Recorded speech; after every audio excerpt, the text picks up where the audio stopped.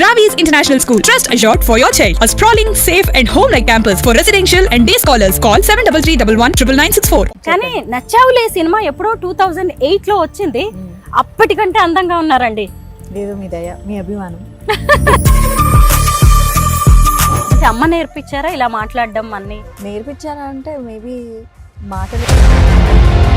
ఏంటి ఈ మధ్య సాయిబాబా గారి గురించి మీరు ఏదో వీడియో చేశారు, ఆ వీడియో కాస్త వైరల్ గా మారి పోలీస్ కంప్లైంట్ వరకు వెళ్ళింది. ఏంటండి అసలు విషయం? సో వీళ్ళే నేర్పిస్తున్నారు ఎంత స్ట్రాంగ్ అవ్వాలి అని. నేను మాట్లాడింది కరెక్ట్ కాబట్టి నాకు అసలు భయం లేదు. ఇప్పటికీ కూడా మీరు షిరిడి వెళ్ళి చూస్తే అక్కడ వాళ్ళ బుక్స్లో రిజిస్టర్డ్గా చాలా నీట్గా రాసి ఉంటారు, ఈజ్ ఆఫ్ఘన్ ముస్లిం అని చెప్పేసి. మనలో చాలా మంది దర్గాలకు వెళ్తుంటారు, చర్చిలకు కూడా వెళ్తూ ఉంటారు, అలా సాయిబాబాను పూజిస్తారు. అందులో తప్పేంటంటారు? అప్పుడు ఒక క్రిస్టియన్ గా ఉంటున్నాడు కదా గర్వంగా, ఒక ముస్లింగా కూడా గర్వంగా ఉంటున్నాడు కదా, ఒక హిందూగా ఉండకుండా. హిందువులు కాబట్టి హిందువులు ఈ దేవుణ్ణే మొక్కండి అని హిందువులుగా మనం వేరే వాళ్ళకి చెప్పే హక్కు మనకుందా? 100% ఉంది. ప్రపంచానికి విశ్వానికే నీతి చెప్పినటువంటి దేశం ఇది. నా అన్వేష్ కూడా హిందూ మతం, హిందూ ధర్మం, సీతమ్మ గురించి కూడా కామెంట్స్ చేశారు. ఇప్పుడు ఆయన మీద కేసు ఫైల్ అయింది. దీని మీద మీరేమంటారు? నేను లాస్ట్ మంత్ ఒక వీడియో చేయడం జరిగింది అతని మీద. నువ్వు రేపే చేసేస్తాను అంటున్నావు. సీతాదేవి తర్వాత ద్రౌపది ఏ టీషర్ట్లు వేసుకున్నాందా రేపులు అయ్యాయి. అన్నిటికీ మించి ఆడవాళ్ల శరీర అవయవాల్ని సరుకు సామాన్లతో పోల్చడాన్ని మనం ఎలా చూడాలి? శివాజీ గారి వ్యాఖ్యల మీద మీ అభిప్రాయం ఏంటి? ఈ ఎపిసోడ్ మీద నేను ఒకే ఒక రోజు ఫేస్బుక్ లో నా ఒపీనియన్ షేర్ చేయడం జరిగింది. వెంటనే జనాలు వచ్చేసి ఓహో నీకు ఇప్పుకొని తిరగడం ఇష్టమా అన్నారు.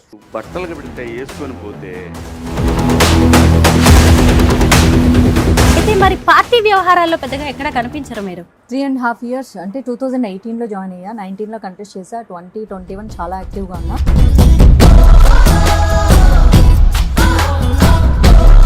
ఈ రోజుకి చాలా మంది పీరియడ్స్ అనే మాట ఎత్తడానికి కూడా భయపడుతున్నారు.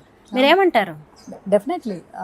ఎందుకంటే అది మనకు మన ఇళ్లలో ఒక మగవాడిలాగా పెంచట్లేదు. ఇక మీదట మీ స్టెప్స్ ఎలా ఉండబోతున్నాయి? అంటే నేనేదో చాణక్యుడి లాగా పథకాలు వేస్తానని చెప్పలేదు. పెళ్ళెప్పుడు నేను చాలా ఎక్స్పెక్ట్ చేస్తా, చాలా జెన్యూన్గా ఉండాలి, ఉమెన్కి చాలా రెస్పెక్ట్ ఇవ్వాలి, ఏ ఉమెన్ అయినా సరే. మీకు ఎప్పుడైనా అలాగా జాగ్రత్త పడాలి ఇప్పుడే అని ఇండస్ట్రీలో ఉన్నప్పుడు అనిపిస్తుంది. రాత్రి నిద్రపోయే ముందు అనిపిస్తుంది, తెల్లారాక మర్చిపోతారు మళ్ళీ. అందరికీ నమస్కారం, నేను Swaroopa Putlapalli. Welcome to Suman TV. తన ఫస్ట్ మూవీ నచ్చావులేతోనే సూపర్ క్రేజ్ సంపాదించుకున్న హీరోయిన్ మాధవిలత.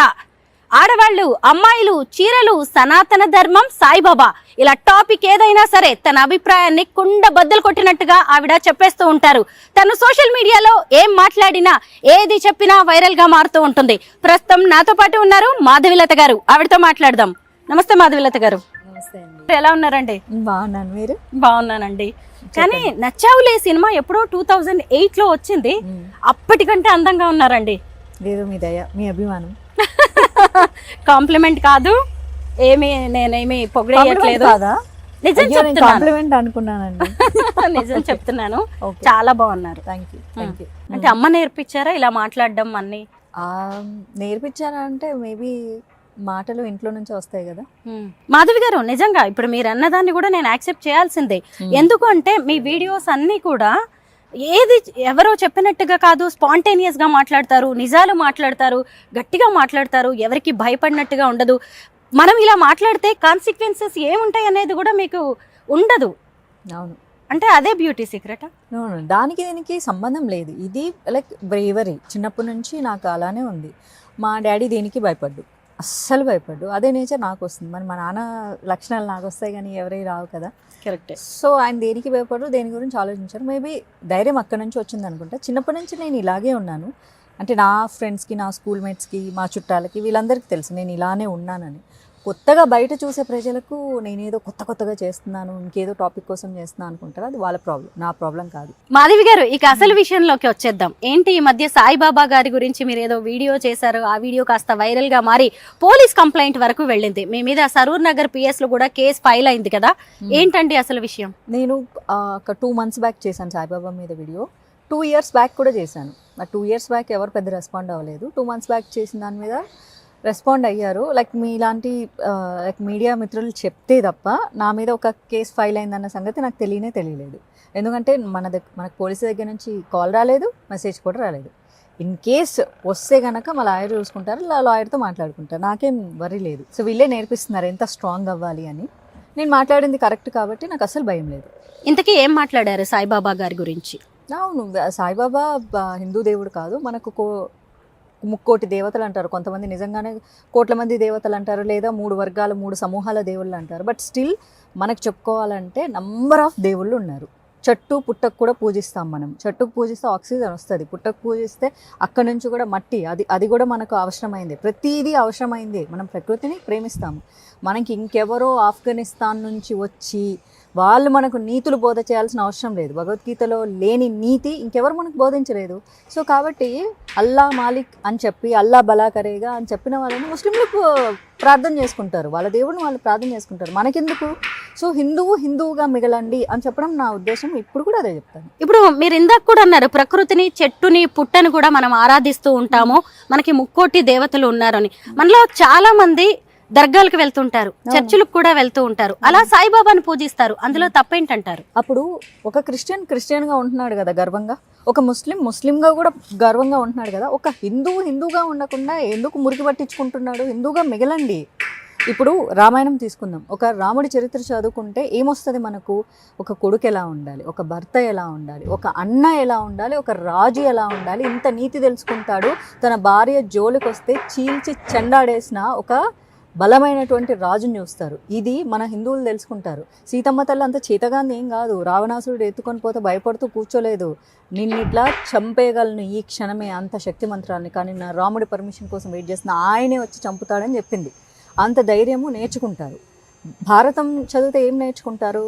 కృష్ణుడు ఏం చేశాడు నీతి తెలుసుకుంటారు. అన్నదమ్ముల మధ్య ధర్మం ఇంపార్టెంటా, అధర్మం ఇంపార్టెంటా, ఇది తెలుసుకుంటాడు. ఆడదాని బట్టల మీద చెయ్యేస్తే మొత్తం కౌరవ సమూహం మొత్తం ఎట్లా నాశనమైంది నేర్చుకుంటారు, ఎట్లా నాశనం చెయ్యాలి ధైర్యంగా అన్నది నేర్చుకుంటారు. అండ్ ద్రౌపది చేతగాంది ఏం కాదు, ఆమె భర్తలకు సూచన చేసింది. వాళ్ళందరినీ మట్టు పెట్టిన తర్వాతే మీరు నన్ను భారీగా చూడగలరని. అంత శక్తివంతులు ఇంత నేర్చుకుంటారు. మరి సత్యసాయిబాబా గురించి ఏం నేర్చుకుంటారు? ఏదైనా చిన్న ప్రాబ్లం రాగానే ప్రతి ఆడపిల్ల అయ్యో సాయిరాం అయ్యో సాయిరాం ఇది నేర్చుకుంటుంది. ప్రతి మగవాడు ఎగ్జామ్కి లేకపోతే ఉద్యోగానికి లేకపోతే చిన్న డబ్బు కష్టానికి సాయిరాం అని కూర్చుంటాడు. అంటే తనకు ధీరుడు అన్న సంగతి మర్చిపోతాడు, ఓ చేతగాని వాడైపోతాడు. ఒక ఆడపిల్ల తనకు ధీరవనిత అన్న సంగతి మర్చిపోతుంది, అదొక చేతగాని అయిపోతుంది. సత్యసాయి చరిత్రం చదువుకుంటే ఇదే నేర్చుకుంటాం మనం. ఇది కాదు కదా మనకు కావాల్సింది. అందుకే చెప్తున్నాను, మన దేవుళ్ళు, మన పురాణాలు, మన చరిత్రలు, ఇది వీరత్వం, ఇది ధీరత్వం. ఇక్కడ చదువుకుంటే ఏం రాదు. ఓకే, అందరినీ యాక్సెప్ట్ చేస్తాము. అప్పుడు నేను ఏమంటానంటే, అందరినీ యాక్సెప్ట్ చేసినప్పుడు మరి ముస్లింలను కూడా అల్లా మాలిక్ అని చెప్పినటువంటి సాయిబాబాని వాళ్ళ దేవుడిగా పరిగణించమనండి. వాళ్ళు ఎందుకు పరిగణించట్లేదు? లేదా అక్కడ మక్కాలో ఉన్నటువంటి ఆయన, మక్కా అల్లా అంటే భగవంతుడు అని అర్థం, మీనింగ్ వచ్చేసి. ఆయన మరి మక్కేశ్వరుడు, ఈశ్వరుడే దేవుడు అని వాళ్ళని కూడా చెప్పమనండి. మనం యాక్సెప్ట్ చేద్దాం. ఏంది సెక్యులరిజం మనొక్కలకే ఎందుకు? ఎవరికి పనికిరాని సెక్యులరిజం. నేనేమన్నా అందుకే మనకు సిగ్గు లేదంటున్నా, వాళ్ళు కరెక్ట్గానే ఉంటున్నారు. మనం పోతాం కదా చర్చికి కేక్ ముక్కల కోసం, మనం పోతాం కదా ద్రాక్షరసం కోసం, మనం పోతాం కదా యాక్సెప్ట్ చేసుకొని, మనం దర్గాలకు పోతాం కదా. ఎందుకు పోతాం దర్గాలకి? మన హిందూ ఆడవాళ్ళను చెరబట్టి మానభంగం చేసి చంపితే వాళ్లకు హజరత్ అనే ఒక అవార్డులు ఇస్తే వాళ్ళకు పోయి మొక్కుతున్నాము. అరే నా పూర్వీకుల్ని మానభంగం చేసి చంపారు, మీరు అంత గొప్పోళ్ళు అని చెప్పేసి వెళ్ళి మొక్కుకుంటున్నాము. మాకు కడుపులు రావట్లేదు, మాకు కాళ్ళు రావట్లేదు, మాకు మాయరోగం రావట్లేదు, అన్నీ మీరే తీర్చాలని చెప్పేసి వెళ్ళి మొక్కుకుంటారు. ఎందుకు? అదే మన దేవుళ్ళు ఉన్నారు కదా, మీరు హిందువులుగా మిగలండి అని చెప్తున్నా. హిందువులుగా ఉండండి అని చెప్పడమే తప్పైతే ఆ నేరం నేను 100 సార్లు చేస్తాను. మాధవి గారు, ఏ దేవుణ్ణి పూజించాలి, ఏ గుడికి వెళ్ళాలి, ఎక్కడికి వెళ్ళాలి, ఎవరిని ఆరాధించాలి అనేది కూడా వ్యక్తిగత స్వేచ్ఛకు సంబంధించిన విషయం. హిందువులు కాబట్టి హిందువులు ఈ దేవుణ్ణే మొక్కండి అని హిందువులుగా మనం వేరే వాళ్ళకి చెప్పే హక్కు మనకుందా? 100% ఉంది. ప్రపంచానికి, విశ్వానికే నీతి చెప్పినటువంటి దేశం ఇది. ఇది కర్మభూమి. ఇక్కడ అదే అంటున్నారు కదా, ఎవరికి నచ్చిన దైవాన్ని వాళ్ళు పూజ చేసుకోవచ్చు. ఏ ఐడియాలజీ మీది? ఏ ఐడియాలజీకి ఏ దేవుడు లేరు చెప్పండి? ప్రతి ఐడియాలజీకి ఒక దేవుడు మనకే ఉన్నారు కదా. నీకు శౌర్యం కావాలా, వీరత్వం కావాలా, లేకపోతే నీకు సరదా కావాలా, సంతోషం కావాలా, లేక చిన్నపిల్లల నేచర్ కావాలా, అన్ని రకాలైనటువంటి దేవుళ్ళు మనకే ఉన్నారు కదా. సో అసలు మేము దేవుణ్ణే నమ్మమబ్బా, మేము ఓన్లీ స్పిరిచువాలిటీ, మేము ఆత్మ సంబంధిత. చెట్టును మొక్కు, చెట్టు గాలిస్తుంది, ఆక్సిజన్ ఇస్తుంది, నీకు బ్రతికిస్తుంది. లేకపోతే నువ్వు లేవు. నింగి నేల నీరు నిప్పు గాలి అన్నిటిని మొక్కు. అదే కదా మనం గ్రాట్యూడ్ చూపించేది. నీకు ఏం తక్కువైందని ఒక ఆఫ్ఘనిస్తాన్ వాడు వచ్చి నీకేం నీతి చెప్తున్నాడు అని అడుగుతున్నా. నేను నిజం చెప్పే ప్రయత్నం చేస్తున్నా. నిజం చెప్తే మీకు నచ్చట్లేదు అంటే నేను జాగృతం చేసి పని చేస్తున్నాను. జాగృత పరచడం ఈ దేశంలో నేరం అయితే ఆ నేరం మరి 100 సార్లు చేస్తాను నేను అంటున్నా. నా అన్వేష్ కూడా హిందూ మతం, హిందూ ధర్మం, సీతమ్మ గురించి కూడా కామెంట్స్ చేశారు. ఇప్పుడు ఆయన మీద కేసు ఫైల్ అయింది. దీని మీద మీరేమంటారు? నేను లాస్ట్ మంత్ ఒక వీడియో చేయడం జరిగింది అతని మీద. ఎంతసేపు భారతదేశము పాకిస్తాన్ ఒక బూచి చూపించి బ్రతుకుతుంది ప్రభుత్వము అని. అతనికి ఒక కౌంటర్ చేసిన జస్ట్ 20 డేస్లోనే అతను చెప్పిన ఆ బూచి వాళ్ళే బూచి పనులు చేశారు. అంటే ఆమ్దం గింజల నుంచి పాయిజన్ తయారు చేసి 1,00,000 మందిని చంపాలనుకోవడం, కారులో బాంబులు పెట్టడం, డాక్టర్లే టెర్రరిస్టులకు మారటం, జిహాదీ తప్పు కాదు అని చెప్పేసి ఎంబీబీఎస్ చదువుకున్న డాక్టర్లు మాట్లాడడం. ఇదంతా ఎవరు ప్రొవోక్ చేశారు? పాకిస్తాన్ వాళ్ళే ప్రొవోక్ చేశారు. భారతదేశము పాకిస్తాన్ని బూచిగా చూపించలేదు. వీధిలో ఇటు మన హైదరాబాద్ గల్లీ దగ్గర నుంచి ఢిల్లీ వరకు వీధిలో పిల్ల పాముల్లాగా పాకి ఉన్నారు. అవకాశం దొరికితే మనల్ని చంపాలని చూస్తున్నారు. ఎందుకు చంపాలనుకుంటున్నారు? ఈ మతం కోసమే చంపాలనుకుంటున్నారు. వాళ్ళకి వేరే ఇంటెన్షన్ ఏం లేదు. వాళ్ళ మతాన్ని మొత్తం విస్తరింపజేయడమే వాళ్ళ ఒక టార్గెట్. సో కాబట్టి అతను అలాంటి మాటలు మాట్లాడినోడు, మిషనరీ స్కూళ్ళల్లో చదువుకున్నాడు. మరి సీతమ్మ తల్లి మీద, ద్రౌపది మీద అలాంటి కామెంట్లు చేయక, అవి మిషనరీ స్కూళ్ళల్లో చెప్తారు. సీతమ్మ తల్లి టీషర్ట్ వేసుకుందా, ద్రౌపది టీషర్ట్ వేసుకుందా, ఎందుకు రేపులు చేశారు? సీతమ్మని ఎవరూ రేప్ చేయలేదు, ద్రౌపదిని ఎవరూ రేప్ చేయలేరు. అసాల్ట్ జరిగింది. ఎస్, వాళ్ళతో సీతమ్మ తల్లిని ఎత్తుకెళ్లారు, ద్రౌపదీదేవి చీరను లాగారు. కానీ లాగుతుంటే అక్కడ ఆమె అలా పడిపోలేదు. శ్రీకృష్ణుడు వచ్చి కాపాడాడు. ఈ నీతి మనకు కూడా నేర్పించారు. సో కృష్ణుల్లా బతకమని చెప్పారు అంతే తప్ప లాగుతున్న కౌరవుల్లాగా బతకమని చెప్పలేదు. సో ఇలాంటి వాళ్ళని ఫాలో అవుతున్నారు చూడండి, వీళ్ళని కొట్టాలి ఫస్ట్. ఎందుకంటే భారతదేశాన్ని కించపరిస్తే మన దేశంలో చెత్త ఉంది, ఎవరా చెత్త వేసింది? ఇలాంటి చెత్త ఎదవలే వేశారు.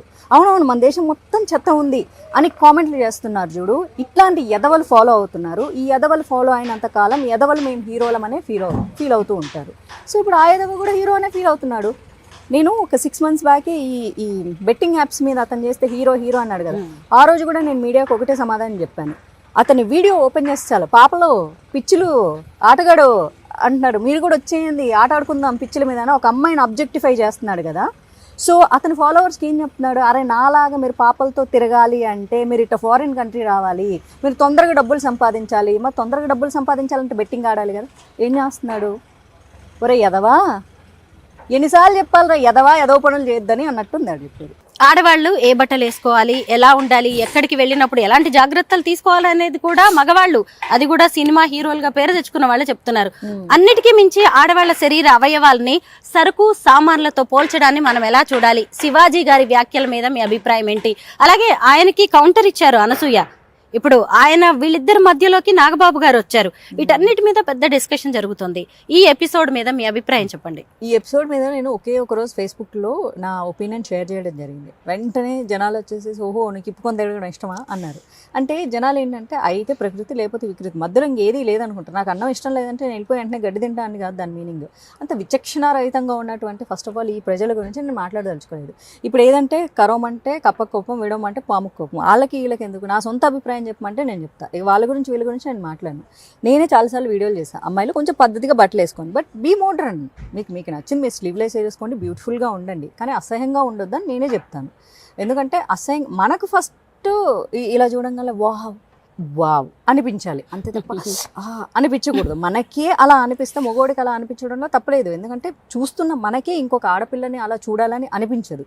మనకి చాలా యాక్వర్డ్గా ఉంటుంది. సో యాక్వర్డ్గా ఉండకుండా మీరు అందంగా వేసుకోండి, మోడర్న్గా ఉండండి. మీరు స్లీవ్లెస్ వేసుకుంటారా వేసుకోండి, టోన్ జీన్స్ వేసుకుంటారా వేసుకోండి, కానీ అసభ్యకరంగా ఉండదు. అవి కూడా కొంతమంది వేసుకుంటే చాలా స్టైలిష్గా ఉంటాయి. అండ్ మన పర్సనాలిటీ, నేను ఫ్యాషన్ డిజైనింగ్ చేశాను.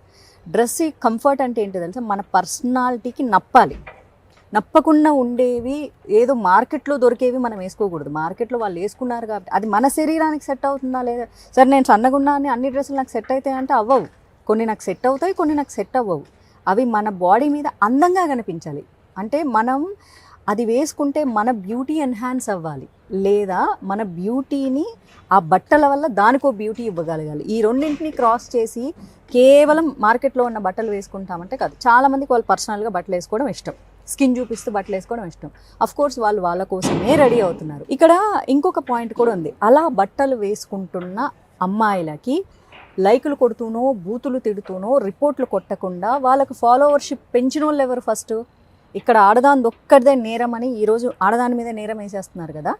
వాళ్ళకు పెంచి పోషించి లైకులు కొట్టిన వాళ్ళు ఎవరు? ఈ సమాజంలో మనుషులు కాదా? మేము హేట్ చేస్తూనే కామెంట్ పెడుతున్నా, హేట్ ఎందుకు చేస్తున్నావు, బ్లాక్ చేయి నువ్వు.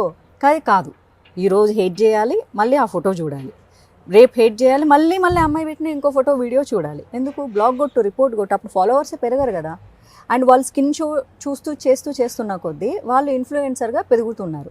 వాళ్ళు పెరిగిన తర్వాత వాళ్ళకి వెబ్ సీరియల్ వస్తున్నాయి, టీవీ ఛానల్లో ఆఫర్లు వస్తున్నాయి, వాళ్ళకి సినిమాలు ఆఫర్లు వస్తున్నాయి. వాళ్ళు స్కిన్ షో చేస్తేనే ఆఫర్లు ఇస్తున్నారు. ఓన్లీ తెర మీదే చెయ్యాలి అని చెప్పేసి ప్రొడ్యూసర్లు ఏం చెప్పట్లేదు కదా. ఇక్కడ ఎవరు పాత్రదారులు అవుతున్నారు? సమాజం పాత్రదారులు అవుతున్నారు. అండ్ వాళ్ళని నేను కొంతమంది ఫాలో అయ్యాను. వాళ్ళు స్టార్టింగ్లో శారీలు కట్టుకుండేవాళ్ళు, తర్వాత కొంచెం నడుము చూపించడం స్టార్ట్ చేశారు, దాంతో వాళ్ళకి ఫాలోవర్స్ పెరిగారు. దాని తర్వాత క్లీవేజ్ చూపించడం శారీనే తర్వాత క్లీవేజ్ చూపించడం స్టార్ట్ చేయగానే కొలాబరేషన్స్ పెరిగినాయి, షాప్ ఓపెనింగ్లు పెరిగినాయి, ఇన్ని వచ్చినాయి. అంటే దీనికి ఎవరు సహకరిస్తున్నారు? ప్రజలు సహకరిస్తున్నారు కదా. అంటే అలా చేస్తేనే మేము కొలాబరేషన్స్ షాప్ ఓపెనింగ్లు ఇస్తామని వాళ్ళు సెలబ్రిటీ వాళ్ళేమనుకుంటున్నారు, పొట్టకుట్టి కోసం ఓకే మాకు 4 డబ్బులు వస్తున్నాయి కదా, సో మనం కొంచెం గుడ్లు ఇప్పితే మనకు ఆఫర్స్ వస్తున్నాయి కదా, నేను నిజంగా చీర కట్టుకొని ఉన్న రోజులు ఎవ్వరూ మనల్ని పట్టించుకోలేదు అనుకున్నారు కదా. అండ్ యాక్చువల్లీ అది నిజం. సో ఇక్కడ ఎంతమంది పాత్రలు ఉన్నాయి? ఆ అమ్మాయి ఒక్కదాందే పాత్ర ఉందా? ఇంకొంతమంది ఆడోళ్ళు ఉన్నారు, చీరలే కడతారు కానీ ఓన్లీ బ్యాక్ షాట్లు తీసి పెడతారు. మాధవి గారు బీజేపీలో జాయిన్ అయ్యారు, సనాతన ధర్మం గురించి కూడా చాలా యాక్టివ్గా మాట్లాడుతూ ఉంటారు. అయితే మరి పార్టీ వ్యవహారాల్లో పెద్దగా ఎక్కడ కనిపించరు మీరు? 3.5 years అంటే 2018లో జాయిన్ అయ్యా, 19లో కంటెస్ట్ చేసా, 2021 చాలా యాక్టివ్గా ఉన్నా. తర్వాత ఫిజికల్గా గ్యాప్ తీసుకున్నా. అంటే ఫిజికల్ యాక్టివిటీస్, వాళ్ళ సభలకు వెళ్ళటం కానీ, మీటింగ్స్కి వెళ్ళటం కానీ, ఇలాంటి వాటికి గ్యాప్ తీసుకున్నాను పూర్తిగా. బట్ సోషల్ మీడియాలో ఎప్పుడూ యాక్టివ్గానే ఉంటాను నేను. సో పార్టీ వేరు, హిందుత్వం వేరు. ఎందుకంటే నా పుట్టుకతో హిందుత్వం వచ్చింది, పార్టీ అనేది పుట్టుకతో రాలేదు. బట్ మా ఫ్యామిలీ గ్రాండ్ పేరెంట్స్ ఉన్న దగ్గర నుంచి ఇది జనసంఘ్ పెట్టిన కాలం నుంచి ఫాలో అయ్యేవాళ్ళు. సో అది వేరు, ఇది వేరు. అది వంశపారంపర్యంగా బీజేపీ మీద అభిమానం, ఇష్టం అనేది వచ్చింది. కాకపోతే అప్పుడు మన ఇప్పుడు తెలుగు రాష్ట్రాలు, అప్పుడు ఆంధ్రప్రదేశ్ కాబట్టి అప్పట్లో ఇక్కడ లేదు, బీజేపీ లేదు. సో టీడీపీ పెట్టే వరకు మా తాతగారు కానీ మా అమ్మమ్మ కానీ ఓటేయలేదంట. ఇది మా ఇంట్లో వింటూ పెరిగా నేను. అండ్ సో ఆ ఫ్యామిలీ నుంచి వచ్చాను కాబట్టి ఆ పార్టీ, ఆ ideology is different. But BJP అంటే హిందుత్వ అంటే బీజేపీ అన్నది దాని నుంచి నాకు వచ్చింది కాదు. ఇది చిన్నప్పటి నుంచి మా అమ్మ నా మీద రుద్దింది. బలవంతంగా గుడికి పట్టుకెళ్ళి బలవంతంగా పూజలు చేయించి, బలవంతంగా ఉపవాసాలు ఉంచిపించి, ఇలా నాకు మా అమ్మ భక్తి మార్గాన్ని, హిందుత్వము అండ్ స్కూల్లో మనకు చిన్న గవర్నమెంట్ స్కూల్లో చదువుకున్నాను కాబట్టి రామాయణ మహాభారత చిన్న పాఠాలు చెప్తూ ఉండేవాళ్ళు. అండ్ ఊర్లో గుడికి వెళ్ళడం వల్ల ఎక్కువగా మా ఊర్లో రామాలయం ఉండడం వల్ల సో అక్కడి నుంచి వచ్చింది తప్ప సో అది రాజకీయ పరంగా వచ్చింది కాదు. బట్ పీపుల్ ఏంటంటే రెండింటిని కలిపేస్తారు, వాళ్ళు ఎలా కలుపుకున్నా నాకేం ప్రాబ్లం లేదు. 2019లో కంటెస్ట్ చేశారు, ప్రజలతో ట్రావెల్ చేయడం, ఎలక్షన్స్లో పాల్గొనడం, ఇవన్నీ ఎలా అనిపించాయి? నాకు it was a happy time. నేను నా జాబ్ చేశాను, నా డ్యూటీ లాగా నేను చేశాను. ఓకే, పార్టిసిపేట్ చేయాలనుకున్నాను, పార్టిసిపేట్ చేశాను, తిరిగాను. సో జనాల పల్స్ ఎలా ఉందో తెలుసుకున్నా. అది ఎలా ఉన్నా నాకు ఓకే, ఎందుకంటే నేను ఇష్టపడి చేసిన పని. అది ఫెయిల్యూర్ వస్తుందని మాకు ముందే తెలుసు, ఫెయిల్యూర్ వస్తుందని తెలిసి కూడా నేను వెళ్ళాను చూడు, ఎందుకంటే నేను పని చేయాలని డిసైడ్ అయ్యాను కాబట్టి. సో నాకు రిగ్రెట్స్ ఏం లేవు, I'm very happy for that. 2008లో మీరు ఇండస్ట్రీకి అడుగు పెట్టారు, మంచి హిట్ కొట్టారు ఫస్ట్ సినిమాతోనే. ఆ తర్వాత కొన్ని సినిమాలు చేశారు, కానీ ఎందుకు తర్వాత బాగా స్క్రీన్కి దూరం అయ్యారు? అవకాశాలు రాలేదా, మీరే వద్దనుకున్నారా? రెండూ కాదు, కానీ నేను వద్దనుకోలేదు కాదు, అవకాశాలు ఎక్కువ రాలేదు కాదు, దాన్ని కరెక్ట్గా బ్యాలెన్స్ చేయలేకపోయా. అంటే రైట్ పిక్చర్ని పికప్ చేసుకోలేకపోయా. సో అంతే, దాన్ని ఇండస్ట్రీని, అందుకే నేను ఎప్పుడు ఇండస్ట్రీని బ్లేమ్ చేయలేదు, నన్ను నేనే బ్లేమ్ చేసుకుంటాను. నాకే సరిగ్గా పికప్ చేసుకోవడం రాలేదు, అంతే. ఇప్పుడు ఇండస్ట్రీలో చాలా అవకాశాలు ఉన్నాయి, మీరు చేయడానికి రెడీగా ఉన్నారు అంటే కూడా కొత్త కొత్త ఆప్షన్స్తో, అవకాశాలతో ఉన్నారు. కానీ మరి మీరు రెడీయా? నేను రెడీని, మళ్ళీ రీలాంచ్ అవుతాను. ఎలా చేద్దాం అనుకుంటున్నారు రీలాంచ్ అని? ఎలా అంటే లైక్ ఎప్పుడు నేను ఫస్ట్ నుంచి కూడా చెప్పాను, లైక్ వెబ్ సిరీస్ అయినా ఓకే, వెబ్ మూవీస్ అయినా ఓకే, మూవీస్ అయినా ఓకే, మంచి రోల్స్ చేయాలనుకుంటున్నాను. సో మంచి రోల్స్ వస్తే డెఫినెట్గా చేస్తాను. నేను కాంట్రవర్సీలో ఎప్పుడు ఉండను. ఇదిగో ఇలా కాంట్రవర్సీలో నన్ను లాగుతారు, అంటే ఈ భారతదేశంలో నాకు నిజంగా అర్థం కాదు. భారతదేశంలో ముస్లింలు స్వేచ్ఛగా వాళ్ళ కోసం ఒక సొంత రాజకీయ పార్టీ పెట్టుకొని ప్రచారం చేసుకుంటారు, ఎవరేమనరు. వాళ్ళ స్పీచ్లు మాట్లాడుకుంటారు, ఎవరేమనరు. వాళ్ళు నమాజులు చేసుకుంటారు, వాళ్ళ అల్లా గురించి మాట్లాడుకుంటారు, ఎవరేమనరు. అలాగే క్రైస్తవులు కూడా వాళ్ళ కోసం సొంత పార్టీలు పెట్టుకుంటారు, వాళ్ళు చర్చిల గురించి మాట్లాడతారు, ప్రతి హిందువుల ఇంటికి వచ్చి మతం మారమని ఫోర్స్ చేస్తారు, అలాగే ఎవరేమనరు. అరే నేను 19A ఆర్టికల్ని ఉపయోగించుకొని చాలా సభ్యత అయినటువంటి భాషలో ఇలాగా సాయిబాబా గురించి ఒక నిజం చెప్పాను. నిజం చెప్తే కూడా కోపం వస్తుంది జనాలకి. స్వాతంత్రపు అండ్ వాక్ స్వాతంత్రపు హక్కును వాడుకోవద్దు అని నన్ను కాంట్రవర్షియల్లోకి పుల్ చేసి మాధవీలత ఈజ్ ఆల్వేస్ కాంట్రవర్షియల్ అంటారు చూడు. That is the issue. I'm not controversial, people are making it controversial. Cool sweetheart actually. Social మీడియాలో చాలా యాక్టివ్గా ఉంటారు, మంచి మంచి వీడియోస్ పెడుతున్నారు. అమ్మాయిలకైతే అడ్వైజులు మామూలుగా ఇవ్వట్లేదు. మరి ఎంతమంది ఫాలో అవుతున్నారో ఏంటో తెలియదు, కానీ మీరు ఏది పెట్టినా కానీ వైరల్ అవుతూ ఉంటుంది. అలాగే నెగిటివ్ కామెంట్స్ కూడా వస్తూ ఉంటాయి. మాధవీలత గారు వాటిని ఎలా ఫేస్ చేస్తూ ఉంటారు? అంతే, లైక్ మూడ్ అంతా నార్మల్గా ఉన్నప్పుడు నవ్వుకుంటాను వాటిని చూసి. మూడ్ స్వింగ్స్ అనేవి అమ్మాయిలకి చాలా కామన్గా ఉంటాయి కదా, హార్మోనల్స్ అప్ అండ్ డౌన్స్ అయినప్పుడు. లైక్ ఆ టైంలో మాత్రం కొంచెం కామెంట్స్ చేస్తానన్నమాట, వాళ్ళ మీద రియాక్ట్ అవుతా. మళ్ళీ నార్మల్ మూడ్ ఉంది అనుకోండి, ఓకే కూల్. మనకు హార్మోనల్ చేంజెస్ పీరియడ్ ఒకటి ఉంటుంది కదా 3 వీక్స్కి. ఆ 3 వీక్స్ ప్రశాంతంగా ఉంటా, లాస్ట్ వీక్ రియాక్ట్ అవుతాను. మళ్ళీ 4వ వారం వచ్చేసరికి ఓకే శాంతి. అయితే పిఎంఎస్ అనేది మీ విషయంలో చాలా సీరియస్ గా ఉంటుంది, చాలా ఉంటుంది. ఆ పిఎంఎస్ వచ్చింది అంటే ఆ మూడ్ స్వింగ్స్ కౌంటర్ బ్యాక్స్ పడిపోతూ ఉంటాయి సోషల్ మీడియాలో. రిమైనింగ్ టైం లైట్ తీసుకుంటాను, నేను చాలా లైట్ తీసుకుంటాను. బట్ ఎస్, కొంతమంది అమ్మాయిలు మాత్రం చాలా ఇన్స్పిరేషన్గా తీసుకున్నామని ఇన్స్టాగ్రామ్లో వాళ్ళ ప్రాబ్లమ్స్ షేర్ చేస్తుంటారు, ఇన్బాక్స్లో ఎక్కువగా. సో వాళ్ళకి సలహాలు ఇస్తుంటారు. చాలామంది లవ్ ఫెయిల్యూర్స్, చాలామంది లవ్లో స్ట్రక్ అయిపోయి లవ్ బాంబింగ్ లేకపోతే క్రమ్మింగ్ ఇట్లాంటి దాంట్లో బాధపడుతూ అక్క ఎట్లా డీల్ చేయాలి అని. ఇంకొంతమంది అక్క ప్రేమించాను కానీ వాడు వేరే అమ్మాయితో తిరుగుతున్నాడు అక్క, నాకు వదలాలని లేదు అలాగని ఉండాలని లేదు, ఇట్లాంటి ఒక కన్ఫ్యూజింగ్ స్టేట్ ఆఫ్ మూడ్. ఇట్లా చాలా మెసేజ్లు పెడుతుంటారో వాళ్ళకి రిప్లైస్ ఇస్తూ ఉంటాను. మాధవి గారు, ఇప్పుడు మనం ఎలాగో పిఎంఎస్ గురించి మూడ్ స్వింగ్స్ గురించి మాట్లాడుకుంటున్నాం కదా, ఈ రోజుకి చాలా మంది పీరియడ్స్ అనే మాట ఎత్తడానికి కూడా భయపడుతున్నారు. మీరేమంటారు? డెఫినెట్లీ, ఎందుకంటే అది మనకు మన ఇళ్ళల్లో ఒక మగవాడిని మగవాడిలాగా పెంచట్లేదు, ఒక మగవాడు ఆడపిల్లలాగా ఎలా ఉండకూడదని చెప్పి పెంచుతున్నారు. సో ఒక తల్లి ఫస్ట్ మొదటగా తన ఒక ఆడది, తనకి తనే సిగ్గుపడిపోయి తను ఎందుకు సిగ్గుపడుతుంది, వాళ్ళ తల్లి అలా పెంచింది కాబట్టి. అలా కాకుండా ఇక్కడ అమ్మాయి అనేది నీతో పాటు కో ఎగ్జిస్టింగ్ క్రియేచర్ అని చెప్పి పెంచాలి. సో నువ్వు కో ఎగ్జిస్టింగ్ క్రియేచర్ అని చెప్పి పెంచట్లేదు. నువ్వెందుకు ఆడపిల్లలాగా ఏడుస్తున్నావు, నువ్వు ఏడవకూడదు. నువ్వెందుకు ఇలా ఎందుకు ఇట్లా కొంచెం ఇట్లా వయ్యారంగా మాట్లాడుతున్నావు, ఆడపిల్లలాగా మాట్లాడకూడదు. నువ్వు ఎందుకు ఇంత సెన్సిటివ్గా ఉన్నావు, ఆడపిల్లలాగా ఉండకూడదు. వాడు మగవాడు, వాడు బయటికి పోతాడు, ఎన్ని గంటలకైనా వస్తాడు, నువ్వు ఆడపిల్ల నువ్వు పోకూడదు. నువ్వు అట్లా కాదు, మన చెల్లిని అక్కని అట్లా పంపించకూడదు. ఇలా కాకుండా అరే బయట కూడా నీ అక్క చెల్లెలు లాంటి వాళ్ళ నువ్వు ప్రొటెక్ట్ చేయని చెప్పాలి. ఆడు తిరుగుతాడు నువ్వు తిరగకూడదు అని చెప్తున్నారు, కానీ బయట నీకు ఏమన్నా పని మీద వేరే ఆడపిల్లలు కనిపిస్తే నువ్వు ప్రొటెక్ట్ చేయి. ఎందుకంటే తను కూడా నీ ఇంట్లో పెరిగిన లాంటి ఆడపిల్ల. ఎప్పుడు చెప్పాలి? 25 ఏళ్ళు వచ్చాక చెప్పకూడదు, ఆడికి 3 ఏళ్ళు ఉన్నప్పటి నుంచి చెప్పాలి. అప్పుడు చెబితేనే అవుతుంది. అన్నీ చెబుతూ ఉండాలి. ఇంట్లో అక్కో చెల్లో కజినో ఇంకెవరో ఉంటారు కదా, పీరియడ్స్ వస్తాయి, ఎందుకు వస్తాయి, దిస్ ఈజ్ సైకిల్, అది వస్తేనే పుట్టుకనేది అని చెప్పగలగాలి. ఇది అపవిత్రం కాదు, ఒక ట్యాబూనే. అంటే మన పెద్దవాళ్ళు యాక్చువల్లీ ఈ ట్యాబూ వెనక ఉన్న అసలు నిజం ఏంటి, ఆమెకి రెస్ట్ ఇవ్వాలి. ఆ 3 రోజులు ఆమె రెస్ట్ తీసుకుంటే తర్వాత మిగిలిన లేకపోతే 3-5 రోజులు రెస్ట్ తీసుకుంటే ఆ 25 రోజులు ఇంట్లో కుక్క పని చేస్తుంది తను. మళ్ళీ 5 రోజులు రెస్ట్ తీసుకుంటే ఆమె శరీరం బూస్టప్ అవుతుందని చెప్పేసి ఆమెకు రెస్ట్ ఇచ్చేవాళ్ళు. ఎందుకు సపరేట్ ప్లేట్ పెట్టేవాళ్ళు? ఫర్ హైజీన్ రీజన్స్, అంతే తప్ప అంటరాంతనం కాదు. అది ఆమెకి రెస్ట్ ఇచ్చేవాళ్ళు. పూజ చేయొద్దు ఎందుకంటే శరీరం అలసిపోతుంది, అన్ని డెకరేషన్స్ ఆమె చేసుకోవాలి కదా, ఇంటి పని చేయొద్దు ఎందుకంటే ఇంటి పని అంతా ఆమె చేస్తుంది కాబట్టి అలసిపోతుంది. తులసి మొక్క ఎందుకు ముట్టుకోకూడదు ఎందుకంటే ఆమె శరీరంలో హీట్ ఎక్కువగా ఉంటుంది, హీట్ ఎక్కువగా ఉంటే ఏ ఆకులైనా మాడిపోతాయి. This is simple science behind it. పచ్చళ్ళు ముట్టుకోకూడదు ఎందుకంటే పచ్చళ్ళు ఎప్పుడు జాడీ లాంటి చల్లటి ప్రదేశంలోనే ఉండాలి తప్ప హీట్ అయిన ప్రదేశంలో ఉండకూడదు. కాబట్టి ఆమె శరీరం ఇన్సైడ్ నియర్లీ 200 degrees 240 degrees అదే ఏదో అంటే మనకు వచ్చే 104కే తట్టుకోలేము, బట్ ఇంటర్నల్గా చాలా హీట్ ఎక్కువగా ఉంటుంది కాబట్టి వాటిని ముట్టుకోవద్దు. వీటన్నిటిని అంటరాంతనంగా భావించేసి దూరం పెట్టారు. ఎందుకంటే అంత సైన్స్ని మన భారతదేశంలో చంపేశారు. మన ఒక 4-5 జనరేషన్ల వెనక ఈ సైన్స్ ఉండేది, బ్రిటిష్ వాడు వచ్చాక ఆ సైన్స్ని చంపేశాడు. మనకు పిచ్చి సైన్స్ని నేర్పించాడు. ఆ ట్యాబు పెట్టుకొని ఇప్పుడు కూడా అదే అంటరాంతనము, అది అది అంటూ ఇది మహాపాపం అంటున్నాను. కాదు, అది రెస్ట్. అది మగపిల్లలకు కూడా నేర్పించాలి. బాబు చాలా మూడ్ స్వింగ్స్ ఉంటాయి, వాళ్ళ కోపం వస్తుంది, చిరాకు వస్తుంది, పని చేస్తే ఇంకా ఎక్కువ చిరాకు వస్తుంది. ఇప్పుడు మనం వర్కింగ్ ఇప్పుడు పీరియడ్ టైంలో కూడా వర్క్ చేస్తూ ఉన్నాము. బట్ దానివల్ల మాకేం కాలేదు కదా, ఏం కాదు. 35 ఏజ్ రాగానే నడుము నొప్పులు వస్తాయి, తలకాయ నొప్పులు వస్తుంది, వీక్నెస్ వస్తుంది, షోల్డర్ పెయిన్లు వస్తున్నాయి, అన్నీ వస్తాయి. పూర్వకాలం వాళ్ళు 80 ఏళ్ళు వచ్చినా అవ్వలు ఇంకా పని చేసుకుంటున్నారు.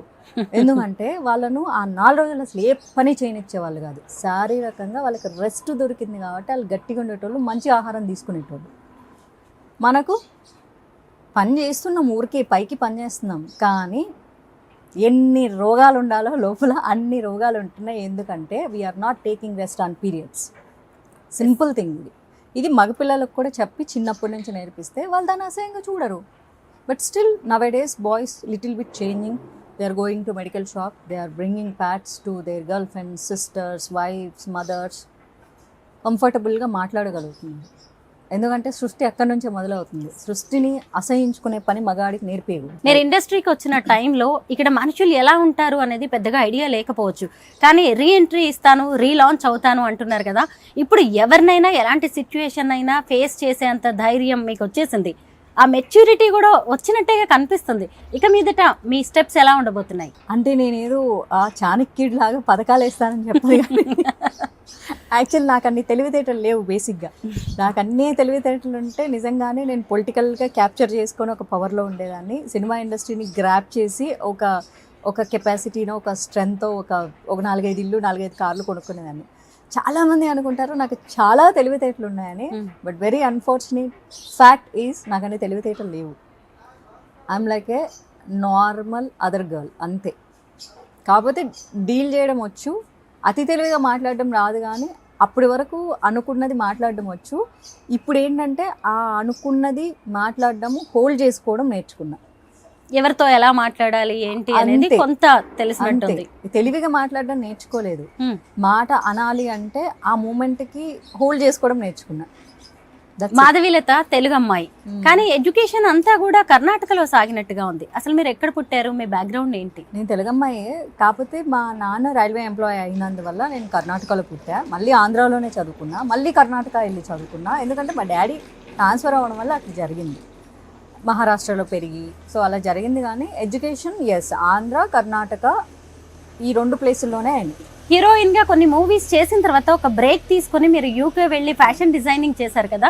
ఎందుకు ఫ్యాషన్ డిజైనింగ్ అంటే ఇంట్రెస్టా మీకు? అలా కాదు, ఆ టైంలో నాకు 2010లో యాక్సిడెంట్ అయింది. అప్పుడు రెస్ట్ తీసుకోవాల్సి వచ్చింది. అండ్ నేను చాలా లావ్ అయిపోయాను. అప్పుడు 0 సైజ్ నుంచి కొంచెం బాగా లడ్డుగా అయిపోయాను. అండ్ అది బ్రేక్ టైం నాకు.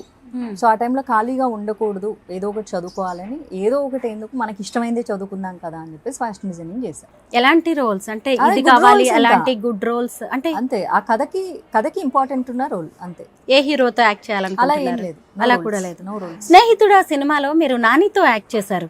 ఇప్పుడు నాని మంచి స్టార్ అయిపోయారు, కాంటాక్ట్ లో ఉంటారా? నేను ఎవరితో కాంటాక్ట్లో ఉండను. ఇప్పుడే కాదు, అప్పుడు కూడా లేను. మూవీ చేసేటప్పుడు కూడా నేను కాంటాక్ట్లో లేను. మీరు యాక్ట్ చేసిన హీరోస్లో ఎవరు మీకు బాగా కంఫర్టబుల్గా అనిపించారు? వీళ్ళతో అయితే బాగుంటుంది జర్నీ అని కొన్నాళ్ళైనా ఎవరితోనైనా? ఎవరు? నేను ఎవరితో అటాచ్మెంట్ పెట్టుకోలేదు. నాదంతా చాలా డిటాచ్డ్ వర్క్ మైండ్. పొద్దున్న సాయంత్రం దాకా పని చేసా, వెళ్ళిపోయి మర్చిపోతా అంతే. ఎలా బిజీగా ఉంటారు? మీ డైలీ రొటీన్ ఎలా ఉంటుంది మాధవి గారు? నాకు నేను బిజీగా పెట్టుకుంటాను, నాకు సరిపోవు 24 hours. ఫ్యాషన్ డిజైనింగ్ కోర్స్ చేశారు కదా, ఇప్పుడు కాస్ట్యూమ్స్ కూడా డిజైన్ చేస్తున్నట్టున్నారు. నాకు నేనే డిజైన్ చేసుకుంటా, ఎవరికి చేయను. అంటే ఎక్కువగా ఏ క్లోత్స్ అంటే అది మీకు ఫిట్ అవుతుందో వాటినే ఎక్కువగా ప్రిఫర్ చేస్తూ ఉంటారు. ఎగ్జాక్ట్లీ. సినిమా ఇండస్ట్రీలో ఎవరైనా అడుగుతూ ఉంటారా మిమ్మల్ని? లేదు, ఎందుకంటే నేను ఫ్యాషన్ డిజైన్ స్టైలింగ్ చేస్తానని ఎవరికి తెలియదు కదా. నేను నా వరకు నేను చేసుకున్నాను. I want to start A boutique. Plan చేశా, 2015లో ప్లాన్ చేశా, ఈ ఇయర్ కూడా ప్లాన్ చేశా.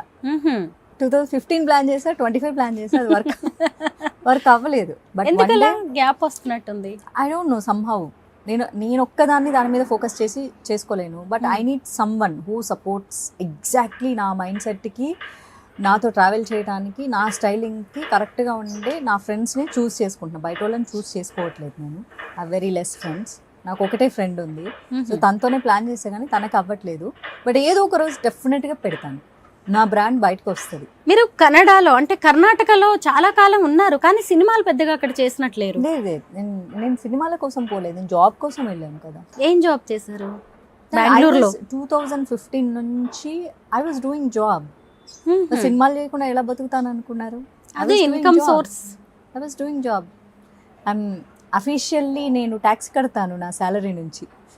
ఏం జాబ్ చెప్పచ్చు కదా. ఐ వాజ్ ఇంటూ ఐటీ కదా, ఎప్పటి నుంచో ఐటీలో ఉన్నారా? చాలా ఎల్ఎల్బి కూడా తెలుసు. చేస్తున్నట్టున్నారు. అది అప్పుడు చదువుకునేటప్పుడు, అంటే Not yet మధ్యలో finished. మధ్యలో ఆపేశారు నాకు ఎల్ఎల్బి. నచ్చలేదు లాలో లా కనిపించలేదు. ఎస్ లాలెస్ అనిపించిందా? ఎస్ ఇంట్రెస్టింగ్ గా అనిపించలేదు, ఆపేశారు. సాఫ్ట్వేర్ ఫీల్డ్ లో ఉన్నారు 2015 నుంచి. ఎస్ ఓ నైస్.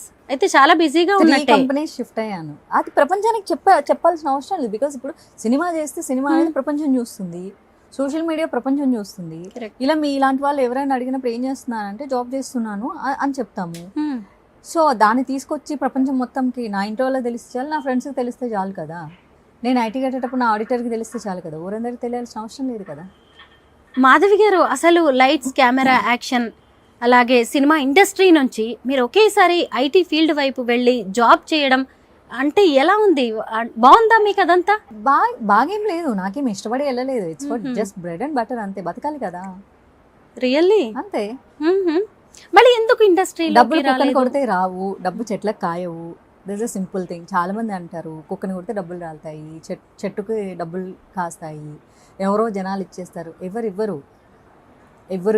ఎవరు రారు. మన పని మనమే చేసుకోవాలి, మన తిండి మనమే తినాలి. సో నా కష్టం నేను చేస్తే, నా కంపెనీ నాకు శాలరీ వేస్తే, మా అమ్మ వండి పెడితే నేను తింటాను. ఇది నిజం. ఈ నిజం చాలామందికి డైజెస్ట్ అవ్వని వాళ్ళని ఒప్పించడానికి నేను ఇక్కడ లేను. ఎందుకంటే నేను నా కోసం ఉన్నాను, ఎవరి కోసం లేను. నేను నా కోసం, నా ఫ్యామిలీ కోసం ఉన్నా. నాకు ఏదైనా చెప్పాలనిపిస్తే మన సోషల్ మీడియాని వాడుకొని జనాలకు చెప్తాను. That's it. మాధవిలత సినీ ఇండస్ట్రీలో ఒక హీరోయిన్ గా, యాక్ట్రెస్ గా మంచి పేరు తెచ్చుకున్నారు. అలాంటి మాధవిలతకి అవకాశాలు లేకపోవడమా, లేదంటే ఉన్న వాటిని సరిగ్గా ఉపయోగించుకోలేక బ్రెడ్ అండ్ బటర్ కోసం జాబ్ చేయాల్సిన పరిస్థితి? నేను జాబ్ చేస్తున్నానండి, నేను అడుక్కుని తినట్లేదు. బాగుందండి, జాబ్ చేయడం గ్రేట్ థింగ్ కదా. అదే అంటున్నా. నేను ఏదో కష్టపడిపోయి, పాపం చాలా మంది కష్టపడ్డట్టు చెమట వచ్చి ఎంతో కష్టాలు పడి వాళ్ళ లైఫ్ని లీడ్ చేస్తుంటారు. వాళ్ళందరికంటే నేను గాడ్కి నేను చాలా థ్యాంక్ఫుల్. నేనేం అంత కష్టపడి చేయట్లే. ఓకే, నా ఫ్రెండ్స్ దగ్గర ఫీల్ అయ్యా ఫ్యూ ఇయర్స్ బ్యాక్, నిజాయితీగా ఉంటే ఎవ్వరు పని ఇవ్వరు, మనకి నిజాయితీగా ఉంటే అసలు డబ్బులే రా అంటే, నువ్వు ఎందుకు అలా అనుకుంటావు, నువ్వు మంచిగా చదువుకున్నావు కదా, మన కంపెనీలో చేసుకో అన్నారు. Okay fine. నేను బయట వాళ్ళ దగ్గర ఎప్పుడు లేదా, నా ఫ్రెండ్స్ కంపెనీస్లోనే నేను వర్క్ చేస్తాను. But I work from home.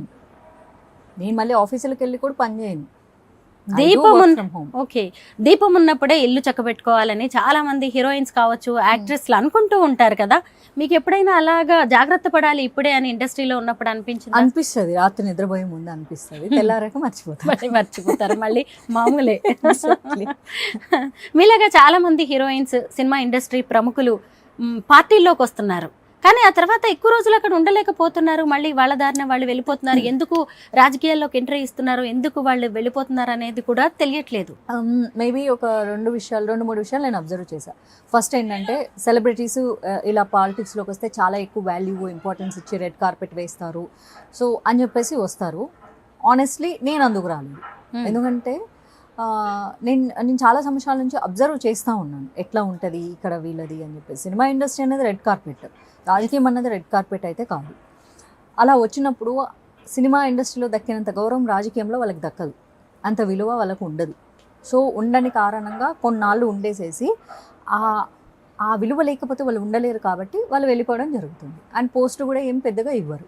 So A post లేకుండా, ఏ విలువ లేకుండా ఉత్తగా ఏదో కార్యకర్తలాగా ఉండడం సెలబ్రిటీస్కి ఇష్టం ఉండదు. సో ఆ కారణం చేత వాళ్ళు వెళ్ళిపోతూ ఉంటారు. అండ్ ఇంకొకటి వచ్చేసేసి, డబ్బు అనేది వీళ్ళదే కరిగిపోతుంది తప్ప పార్టీ వాళ్ళని పిలిచి డబ్బులు ఇచ్చే పరిస్థితి ఉండదు. ఏదో క్యాంపెయిన్కి, స్టార్ క్యాంపెయిన్గా వెళ్తే కావాలంటే డబ్బులు ఇస్తారేమో, కానీ పార్టీలో వచ్చినప్పుడు పార్టీలో కూలోళ్ళుగానే ఉంటారు తప్ప సెలబ్రిటీస్గా ఉండరు. సో ఈ రీజన్లు సరిపోతాయి వెళ్ళిపోవడానికి. బట్ నేను వచ్చింది వాళ్ళు ఏదో మెచ్చి మేకతోలు కప్పేస్తారు, రెడ్ కార్పెట్లు వేస్తారు అని రాలేదు. నేను వచ్చింది జనాలకి ఏమన్నా మంచి చేద్దాము, దానికి రాజకీయం హెల్ప్ అవుతుందని వచ్చాను. వచ్చినప్పుడు ఓకే నాకు ఎమ్మెల్యే సీట్ వచ్చింది, నేను కష్టపడి పనిచేశాను, ఎలక్షన్ ట్రీ తెలుసుకున్నాను, నేను హ్యాపీ ఫీల్ అయ్యాను. నా బాధ్యతగా నా వాయిస్, నాకున్న కేపబిలిటీ, నా వాయిస్, నా నాలెడ్జ్, నేను ఓకల్గా స్ట్రాంగ్, నేను అదే జాబ్ చేస్తున్నా ఇప్పటికీ కూడా. అందుకే పబ్లిక్ ఈవెంట్స్కి నేను ఫిజికల్గా వెళ్ళడం మానేశాను. అంటే ఒక మనిషి మళ్ళీ దీన్ని కూడా బూతులు మాట్లాడతారు, ఫిజికల్ యాక్టివిటీస్ మానేసిన అంటే దాన్ని కూడా బూతులు. సో అంటే నేను ఒక మనిషిగా అక్కడికి వెళ్ళట్లేదు. ఇది తెలుగులో చెప్తే ఇంక అంతే, నేను ఒక మనిషిగా అక్కడికి ఈవెంట్లకు నడిచి వెళ్ళట్లేదు, ఉండట్లేదు, అపియర్ అవ్వట్లేదు. అంటే పాలిటిక్స్ లో కంటిన్యూ అవ్వాలనుకుంటున్నారా, ఇక చాలరా బాబు అనుకుంటున్నారా? నేను అలా ఏం అనుకోలేదు కదా, నేను ఇప్పటికీ చెప్తా ఐఎమ్ స్టిల్ ఇన్ బీజేపీ. నాకు బేసిక్గా ఏదైనా ఒకటి పట్టుకుంటే వదిలేసి అలవాటు లేదు. ఏదైనా కానీ ఒక ఫ్రెండ్ అయినా, ఒక వస్తువు అయినా, ఒక డ్రెస్ అయినా, ఒక పార్టీ అయినా, ఒక సినిమా అయినా చాలా ఇష్టపడి తీసుకుంటాను నేను. వదిలేయడం అన్నది నా జీవితంలో అంత ఈజీగా జరగదు. అది జరిగింది, నేను నాకు అక్కర్లేదురా బాబు అంటే నేను అఫీషియల్గా రిజైన్ చేస్తా. నేను బీజేపీ నుంచి తప్పుకుంటున్నానని ఒక లెటర్ సబ్మిట్ చేసి బయటకు వస్తా. అది నా సొంత అభిప్రాయాలకే వస్తాను తప్ప వాడన్నాడు, వీడన్నాడు, నన్ను ఇంకేదో అన్నాడు అని చెప్పేసి నేను బయటికి రాను. ఎందుకంటే నాకు విలువ ఇవ్వమని నేను ఈ రోజు వరకు పార్టీలో ఎవరిని వెళ్ళి అడుక్కోలేదు. కాబట్టి నాకు విలువ ఇవ్వట్లేదు అని నేను ఏడవలసిన అవసరం నాకు ఏ రోజు రాలేదు. నేను ఆ క్రైసిస్లో ఉంటే నాకు ఆ ఫీలింగ్ ఉంటుంది. నేను ఆ క్రైసిస్లో లేను. నేను ఎప్పుడో జమానాకు ఒకసారి నాకు కావాల్సిన వాళ్ళతో మాట్లాడితే వాళ్ళు బ్రహ్మాండంగా మాట్లాడతారు. నేను రోజు పోయి వాళ్ళని అడుక్కోవట్లేదు కదా. నేనే రేర్ పీస్ డైమండ్ లాగా అప్పుడప్పుడు కనిపిస్తా వాళ్ళకి. సూపర్ అండి, మీలాంటి ఫైర్ బ్రాండ్స్, స్ట్రాంగ్ వాయిస్ ఖచ్చితంగా పాలిటిక్స్కి అవసరం. అలాగే సినిమాల్లో కూడా మీ రీలాంచ్, రీఎంట్రీ అనేది సూపర్ గా ఉంటుందని మేమైతే అనుకుంటున్నాం. మంచి పాత్ర, క్యారెక్టర్స్ తో మంచి పాత్ర చేయాలని అనుకుంటున్నాం అంతే. ఎందుకంటే మేము ఇన్ని రోజులు మంచి యాక్ట్రెస్ గా మిమ్మల్ని గుర్తుపెట్టుకున్నాం. అలాగే ఇక మీదట మీరు చేసేవి కూడా నెక్స్ట్ జనరేషన్ కి కూడా చక్కగా రోల్ మోడల్ గా ఉండేలాగా చేయాలని కోరుకుంటున్నాం. Thank you so much Madhavilatha గారు.